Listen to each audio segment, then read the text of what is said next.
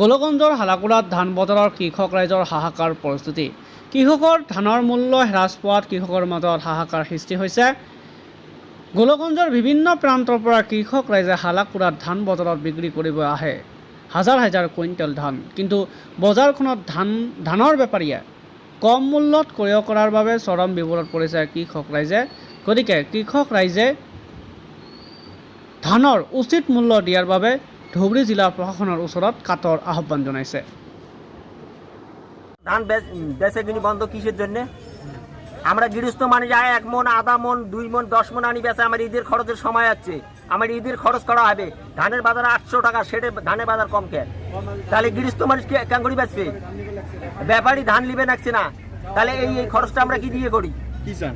আমার তো ধান বেচা লাগে, তো আমার টাকা লাগে, আমার যেটা বাজার 800 টাকা মনে আমাকে বাজার লাগবে। আমরা 720-30 টাকার আমরা ধান বেচবো না, আমার 800 টাকা দিতে হবে বাজার। যাওয়া হাটত আমি ধান কিনিছো 780-90 টাকা। পিছত সরকারি কিছু মানুষ আহি আৰু কিছু মিলাৰ আহি সেই ধানবিলাক আমাৰ পৰা চেজ কৰি লৈছে। 1950 টাকা রেটত তাক মিলত উবাই লৈ দিব লাগব। এটা রেট নির্ধারিত করে দিয়ে গেছে। আৰু তাৰ পিছদিনা ইহঁতে রেট কৈছে আমাক 1900 টাকা কুইণ্টেল।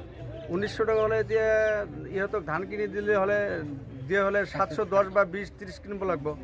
ইমিডিয়েটতে কৃষকে ধান নিদিয়ে আমাক, আমি কেনেকৈ কিনিম? আৰু ধান মানে লোড পইণ্টতে আহি মানে চেজ কৰি লৈ যায়। সেইকাৰণে আমালোকে কিনা আজি বন্ধ।